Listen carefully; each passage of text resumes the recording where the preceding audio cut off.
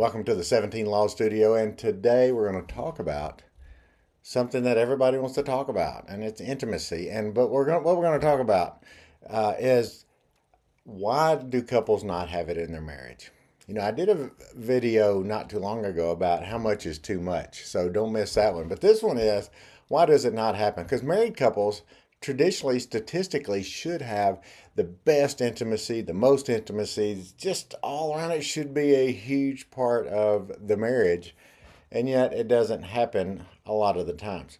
So anytime I do a short video, a long video, and I bring up intimacy, I always get I actually get a lot of hate comments, that sort of thing, not toward me, but toward their spouse, and that's tough. But today I'm going to talk. There's really, in my opinion, three big areas that if you can improve these three areas, it will spill over into your life of intimacy. So maybe the title of this one could be as how to get that spark back in your marriage. How do you actually get more intimacy in your marriage? I know because I know you're busy and maybe kids and you're in baseball, basketball, ballet band, whatever the case may be, working.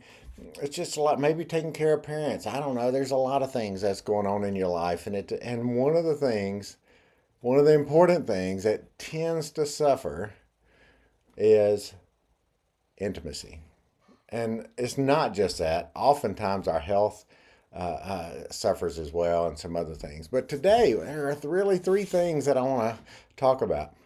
Typically, I just answer questions and I group those questions together, but I get so many comments about this topic because people feel defeated. They say, "Oh, it's just not going to happen in my marriage," or maybe they have a marriage where it happens from time to time, and there's other reasons that that it's just not there like they would want it to be. So, let me go right ahead and talk about those three things. This won't be a long video, so you can stick with me. And when you get a chance to follow me, like me, give me some comments, or I'd be anxious to get your thoughts on all this.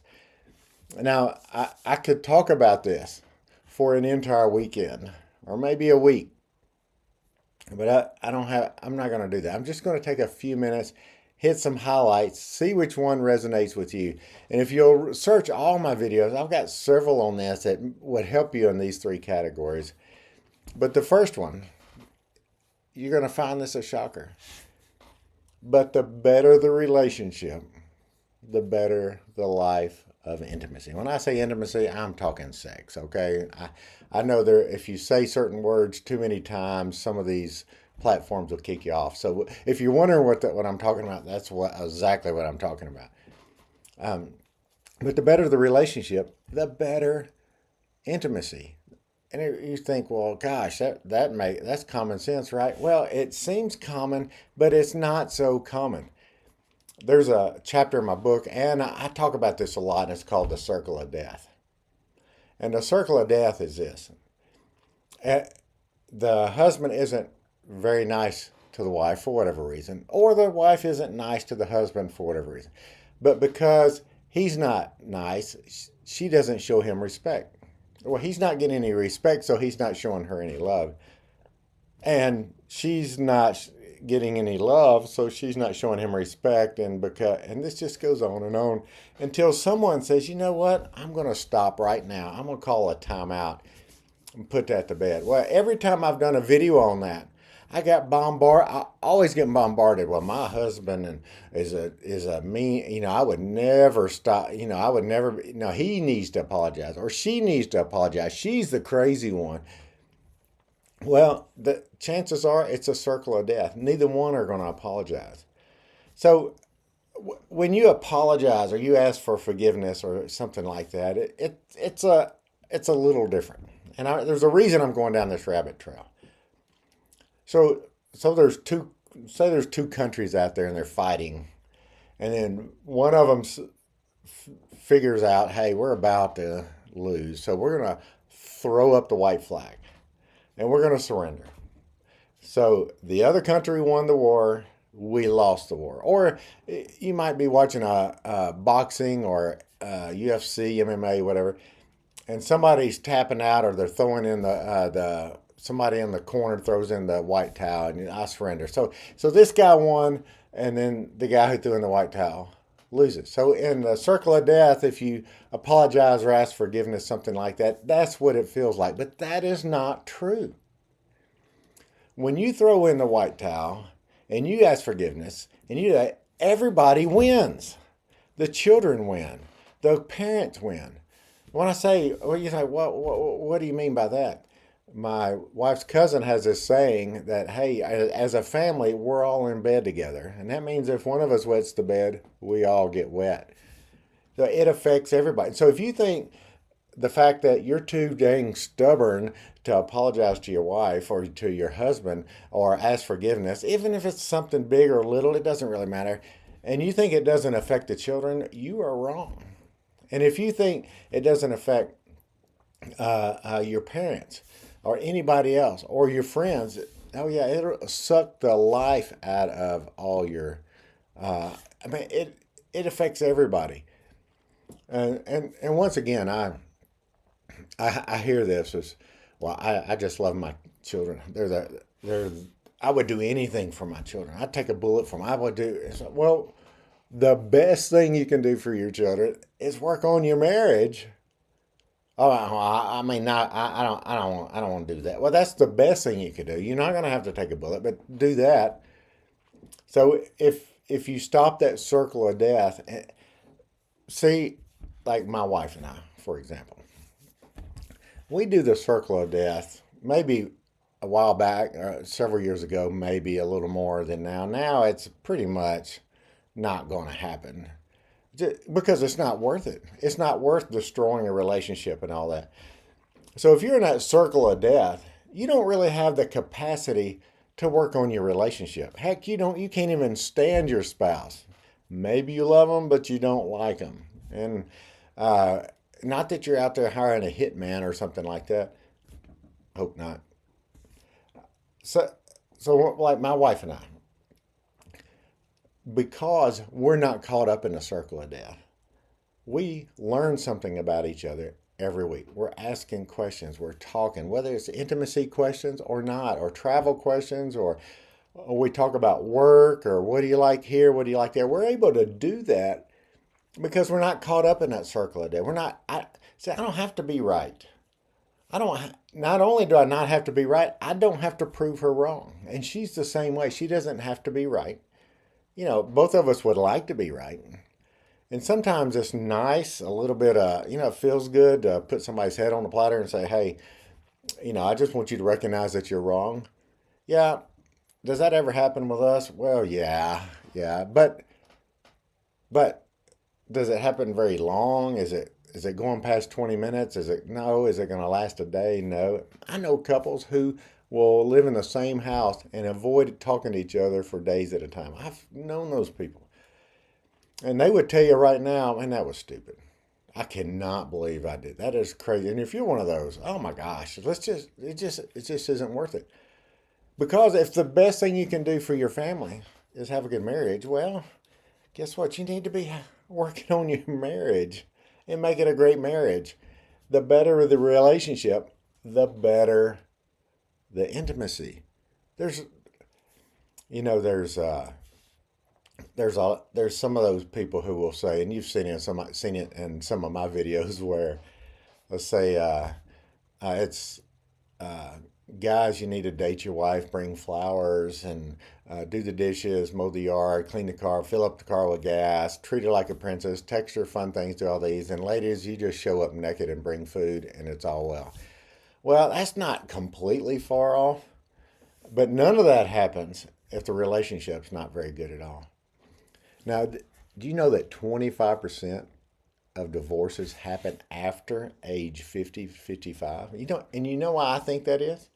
I think it's because there's a couple and they poured their entire life into everything but each other, and then then there's nothing else to talk about but each other. It's like, oh, I don't even know you. I don't even like it when I've despised you for doing this over here for 20 years. I just haven't said anything because we were so busy. But that's a thing. It's because it didn't work on a relationship, and there's probably not much intimacy. So if I talk with a couple and they say, "Hey, yeah, we're doing it 5 times a week." You know, the kind of problems that couple has is a complete different set of problems than somebody says, "Oh no, no, we haven't done it in a year and a half." Yeah, that's a whole separate list of problems. But the three things that I see the most, I'm not saying this is all encompassing list. One is the better the relationship, and the better the intimacy. And well, okay, Russ.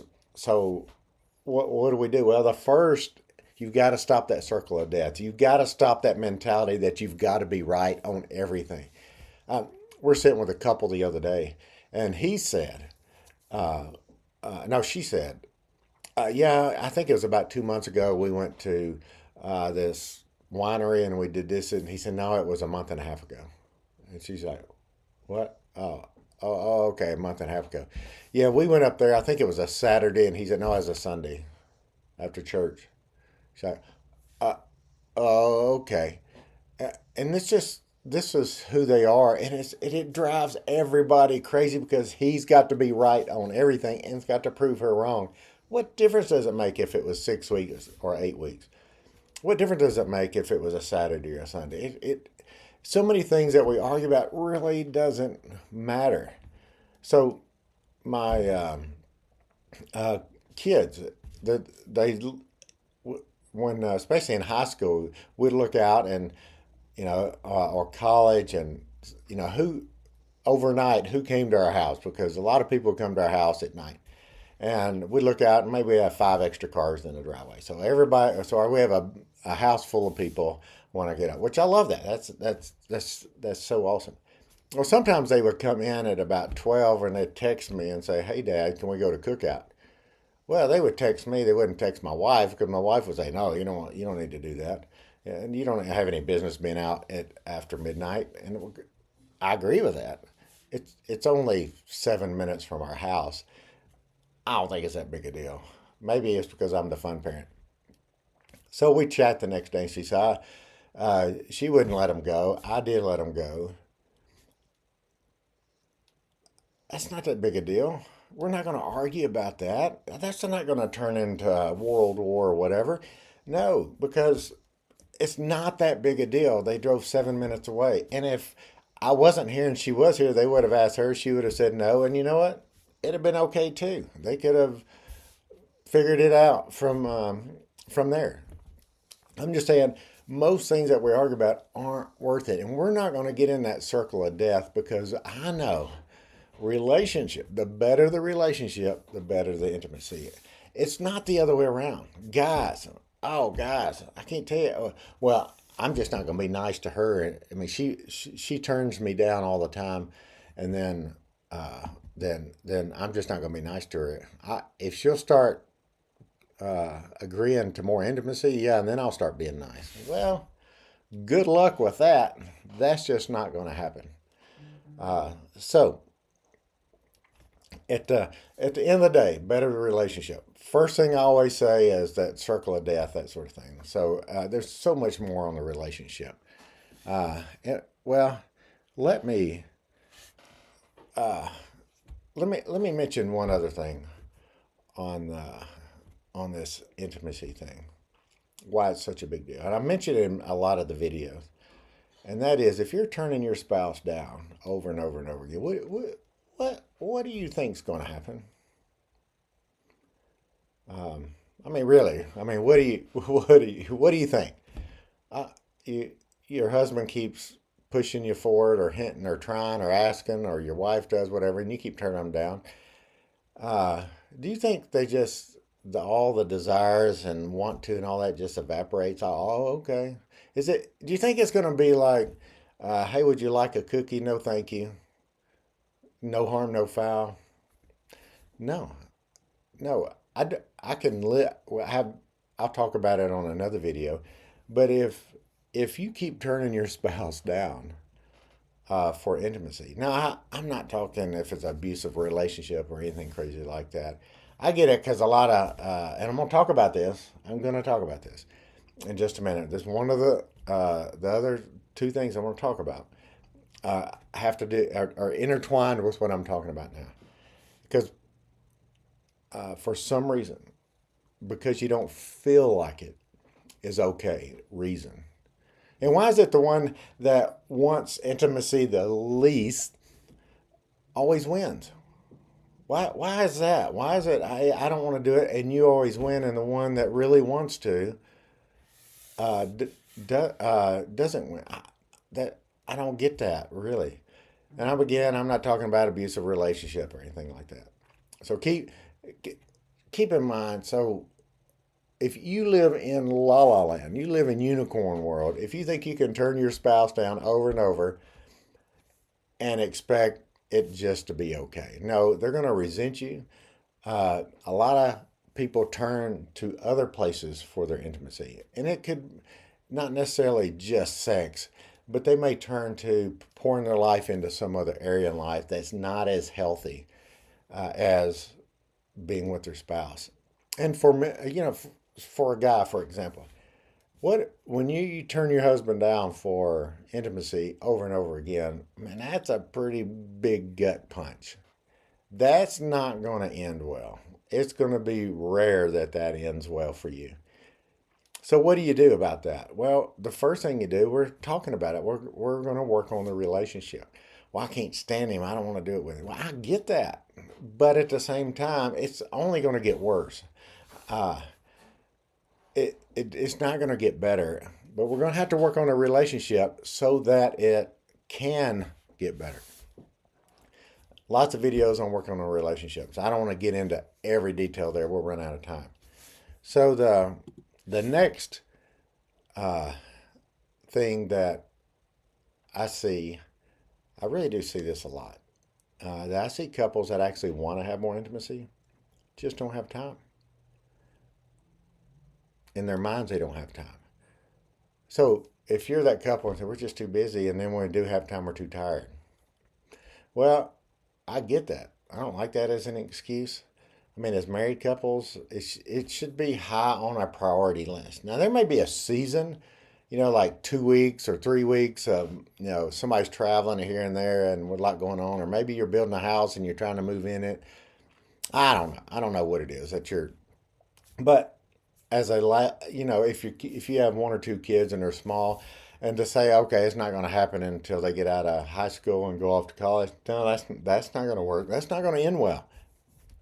So how do you make time? I know this sounds crazy, sounds jicky, but I'm not against scheduling it. And I tell you, there's a couple reasons why I like the idea of scheduling it, and that is like if one spouse is trying to initiate over and over and the other one turns them down, they're eventually going to stop initiating, and that doesn't end well. That typically doesn't go well. Just what I chatted about. But if you say, okay, Tuesday night when the kids go to bed, Friday night when the kids go to bed, or whatever you choose, or both, or 5 nights, or every day at lunch, whatever you want to do, um, then it takes the pressure off of initiating. Oh, she or he's gonna turn me down. It just takes that pressure off. So that. I like that. The other thing I like is let's just make it a priority, and you'll make some time. So if you say I don't have any time, I'm busy, there's just no way we can do this, and I said, I'll tell you what, I'll give you $100,000 a week for every time y'all have intimacy 3 times. And all of a sudden you'd say, oh, okay, well, hey, honey, let's get our calendars window here and here. It is possible, and to do that, you may have to say no to something, and that's okay too. Uh, so no to something is is truly okay. Your kid does not have to be in every single program on earth. If they don't play every sport just because their friends do, they're they're going to be okay. In fact, it might be good that they spend more time at home anyway. Uh, uh, I've seen this where, how about you carpool with people? You don't have to go to every practice. You don't have to go to especially there's some sports that have, seems like 10 million games a year. If you miss one because you're on a date, is that the end of the world? I think you can also schedule early morning. You can also schedule lunch breaks. You can. I mean, there's a lot of things you can carve out, but if you got creative and said, okay, we have to we have to have a date night. We have to schedule some time together. We've got to do this. So if we've got to, we're going to find some time on our calendar to do so, which means you're going to have to say no to something. Right now, you are saying no to something. You're saying no to intimacy in your marriage. And that's not what I want you to say no to all the time. We want to say yes to that and say no to something else. I'm okay with scheduling. Also, having a date night or two a week. Yeah, I'm not going to go into detail on date nights, but right now, I actually I should. Maybe I just a little bit on date night. My wife and I forever date night every week, one or two date nights a week. We talk about we on Sunday. We get our calendars out. We say, okay, what are you doing Monday and Tuesday, Wednesday, Thursday, Friday? Okay, looks like date nights Tuesday night, Thursday night this week, or Wednesday, whatever, Friday, Saturday, whatever the case may be. And we schedule it every single week, and then we also set each other's expectations. And then I'm gonna carry it a little further. Even on for Saturday, we used to get up on Saturday, and she may want to clean the house with the kids, whatever. And I'm thinking, hey, let's go do something fun. Never crosses her mind to go do something fun because the house is a mess. Never crossed my mind to not do something fun because it's Saturday. So we set those expectations all week long, pretty much every single day of the week. I will also say, hey, it looks like I've got a meeting. I've got to do this. I'm going to leave work. I'm going to go work out at the Y or whatever, and I'll be home by this time. And it's usually close in a ballpark at the same time anyway.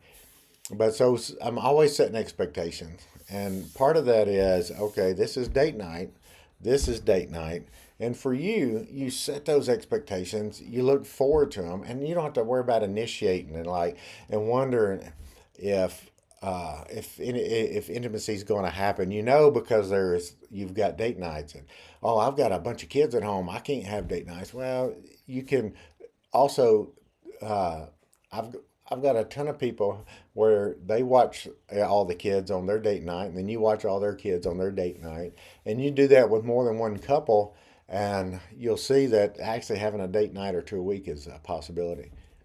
Or let them go over to the friends. If it's somebody you know, I'm not really for sleepovers.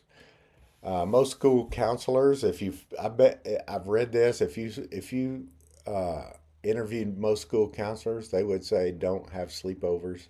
That's one thing they would not do because that's where crazy things happen. So I'm not saying that unless you really, really, really know the people, even if it's family, unless you really, really know them. But if you know it's your cousins and friend, you know them real well, and they could go over there for 2 or 3 hours. There's not. What's wrong with that? If they're at basketball practice, why can't y'all have a date night? You can do those things. So it's actually really positive. And when you know you're having 2 or 3 date nights, it takes the pressure off of initiating. And somebody going to say no? That's what. So time.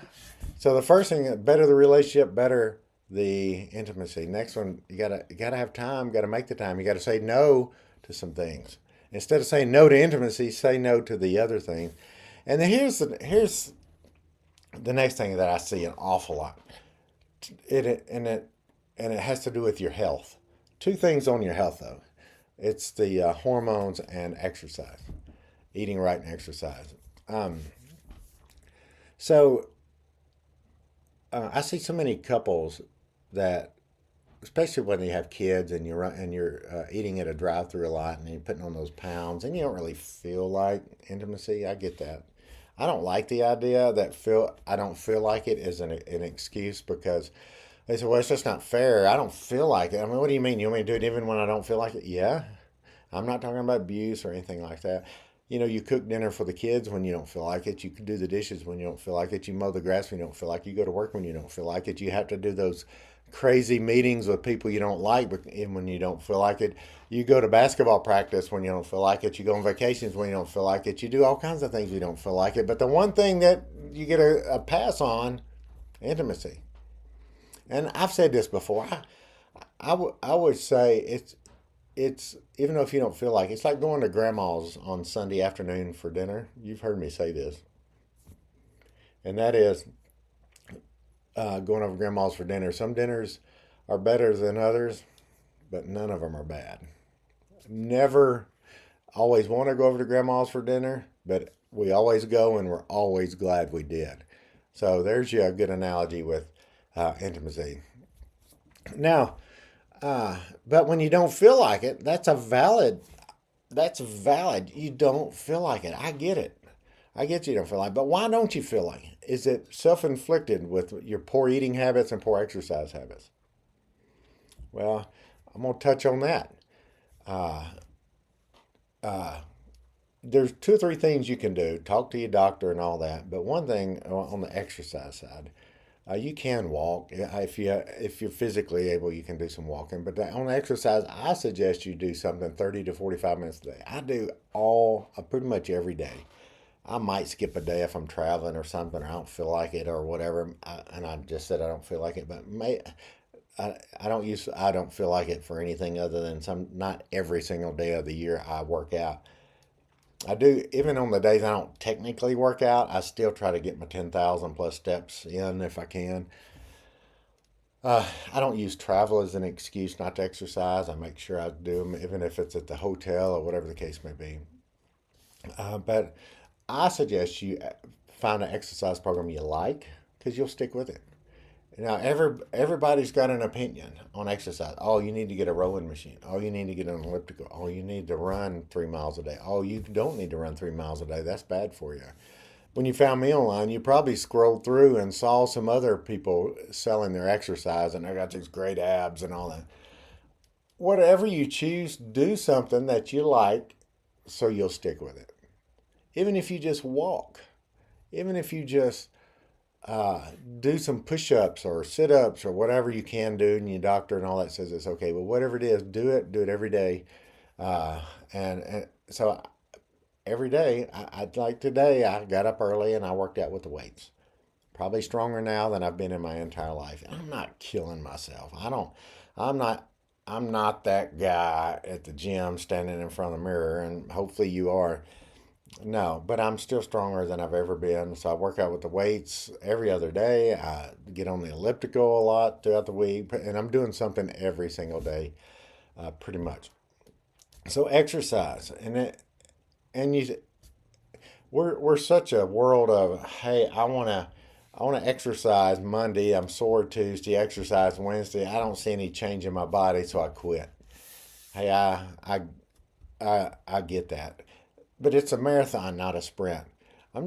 If you'll exercise a little bit every day for a year, you'll drastically change how you feel. And so when it comes to intimacy, you'll feel better and you'll feel like it. That's so the exercise, and the other side is the eating right. French fries are in my life. I like stuff. I love Chick-fil-A. I love all these sort of things, but I'm having to say no to some of that stuff. It's getting a little harder to keep the pounds off, but at the same time, I'm not eating. I hardly ever eat French fries anymore. Just some other things I don't do. I don't drink sugar. If you just stop drinking sugar, like Cokes or whatever, it would probably drastically change your world. So start making some changes in your life. So okay, I'm gonna drink uh, water or unsweet tea or whatever instead of Coke for the month of blank. Do that, and then you'll feel 1,000 times better if you'll cut the sugar back. The other thing I really see a lot of people have the processed foods. Check out the box. My favorite foods are processed foods. It's not fair. I know Cheez-Its and Pop Tarts and Oreos, and I mean I can sit and watch a ball game and eat a whole package of Oreos. I can eat an entire box of Pop Tarts. I can do that. So I don't buy them. I mean, do I ever buy them? Yes. Do I ever eat them? Yeah. It's rare now. So now instead of eating a whole package of Oreos, I might eat like a normal human portion. And then if I get a Pop Tart instead of eating the whole box, I might eat just a package. It's things like that. And when people bring donuts to my office or whatever, I try to not go in that room. So I'm just for you, make some changes so you'll feel better. And the quicker you cut out a bunch of sugar, the better you're going to feel. And the quicker you get on to some sort of exercise program, the better you're going to feel. If you start exercising, eating a little better on Monday, by Friday, I assure you, you're going to feel 1,000 times better, and that'll motivate you. So I'm at the point where I feel worse if I don't exercise. I feel worse if I eat a lot of sugar. I feel worse if I eat terrible. So get to that point. And then, like, when I don't feel like exercising, I was like, well, I'm going to feel worse if I don't exercise. So I'm going to go ahead and exercise. So that's another thing. So your health and intimacy, if you don't feel like it and you're tired all the time and you've gained a bunch of weight, hey, I get that. I've been there. I've gained, was 50 pounds heavier than I am now at one time. It took me about a year or two to get it all that 50 pounds on. I got on the scale and I go, oh my gosh, I cannot believe I weigh this much. I hadn't been on the scale, wasn't paying any attention when I was eating. I wasn't exercising. I was working long hours. And then I got on the scale one day, it was April 1st, whatever year it was, 2, 3, 4, 5 years ago, whatever it was. And I thought, oh my gosh, I had no idea. And now if I held up my pants, I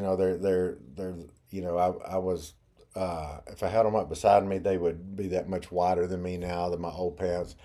It wasn't paying attention. So I switched and I stopped eating fried foods. I stopped eating the sugar. I stopped drinking the sugar. I started exercising. I didn't kill myself. I wasn't starving myself. I just did a little better every day, a little more exercise. And then I dropped the 50 pounds over however many weeks or months it was. And I've done a pretty dang good job of keeping it off. We went to the beach a couple weeks ago. I put on some pounds. Guess what I had? Pop-Tarts and Cheez-Its. And yeah, I put on some pounds. Now I've got to watch a little more and try to get it back off now. But honestly, worth it. Um, so there's the exercise part because you want to feel good. And the better you feel, the more intimacy you have. And then the last thing I'll close with this is hormones. I've talked about this before. I don't care how old you are, especially if you've gained some weight, it'll mess up your hormones. And if you're, like for me, for example, uh, one day my blood pressure shot up, and I went to, they sent me to the doctor, and they said, "Oh, you're having a heart attack." Sent you to the hospital, and thousands of dollars later, they say, "There's nothing wrong with you. Yeah, just you're at your point in life. You need you're going to have to get on blood pressure medicine." I thought, I'm pretty healthy. I wasn't heavy at that time. And I thought, well, yesterday my blood pressure was fine, and today it's high. Nothing really happened overnight. And then that happened again, and my doctor said, well, you just need to get on blood pressure medicine. Now, this is my story, not yours. So what did I do? I found another doctor. I did. He ran all these tests, and he said, "Oh my gosh, Russ, your thyroid's all screwed up. It's basically non-existent." And they said, "Well, that," and so he put me on some thyroid medicine, got that in line, and my blood pressure's been in line. I thought, well, surely I don't need blood. And then I went off the blood, took myself like an idiot off the thyroid medicine. My blood pressure kind of did this again, and so I went back on the medicine like I shouldn't have gone off it. And then my blood pressure has been perfect since. Thyroid's working good. But then I went to a doctor that specialized in it, and I found out there's different levels of your thyroid, and so you need to get all those tested, get all that addressed.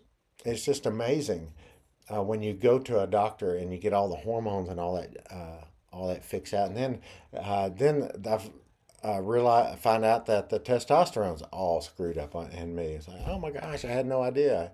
I'm getting tired at night and all this. And he said, well, he tested for that. And sure enough, and there's different ways to administer testosterone, and one way worked for me and another way didn't.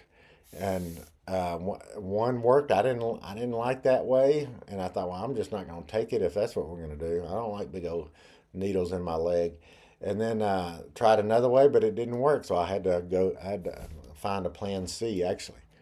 Uh, so, uh, and, and I'm really healthy.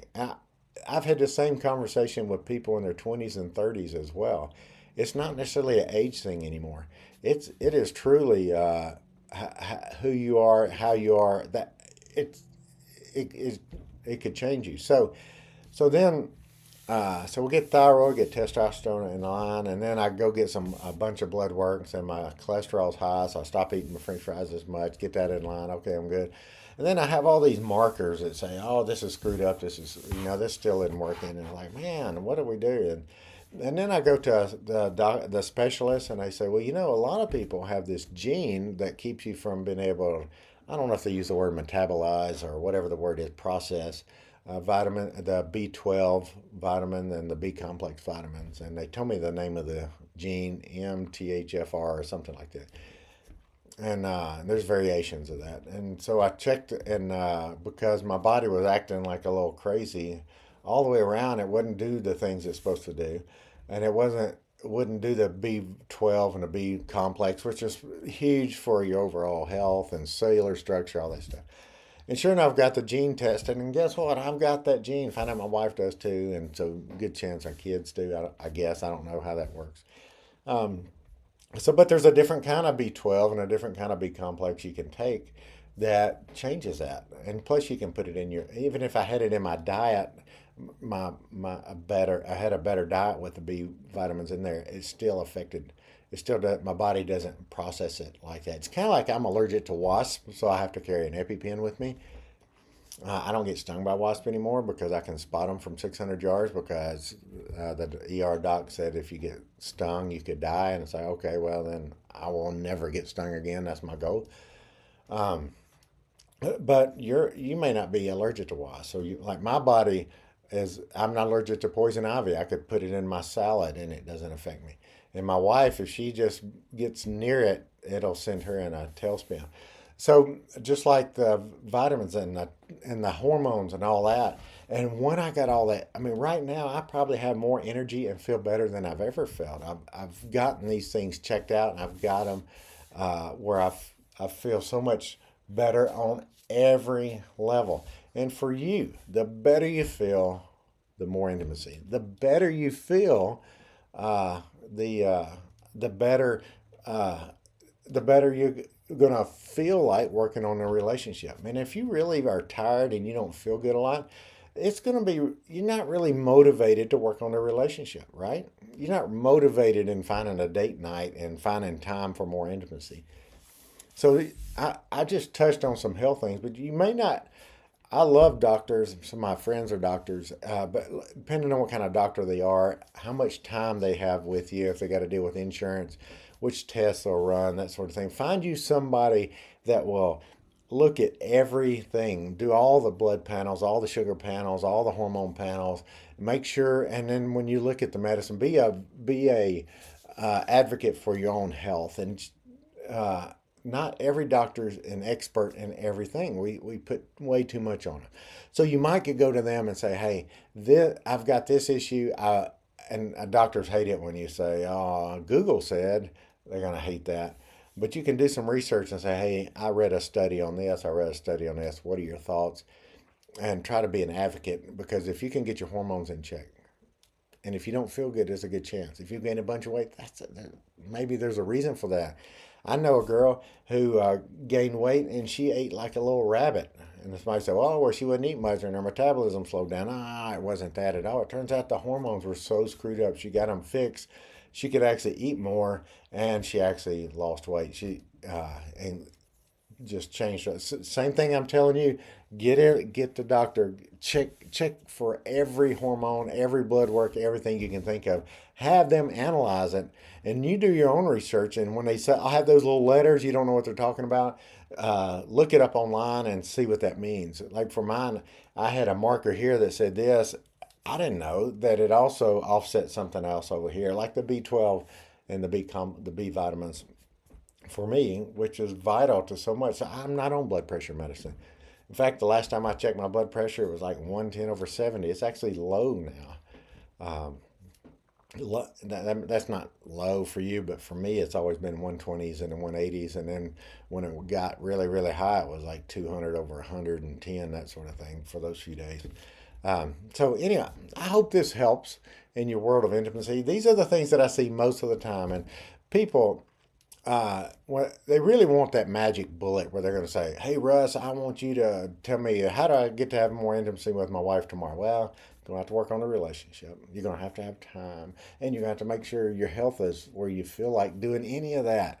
too. And if you think you can turn your spouse down and it's all going to turn out okay, you live in unicorn world. So I hope this helps. Just keep those questions coming, and we'll see you next time.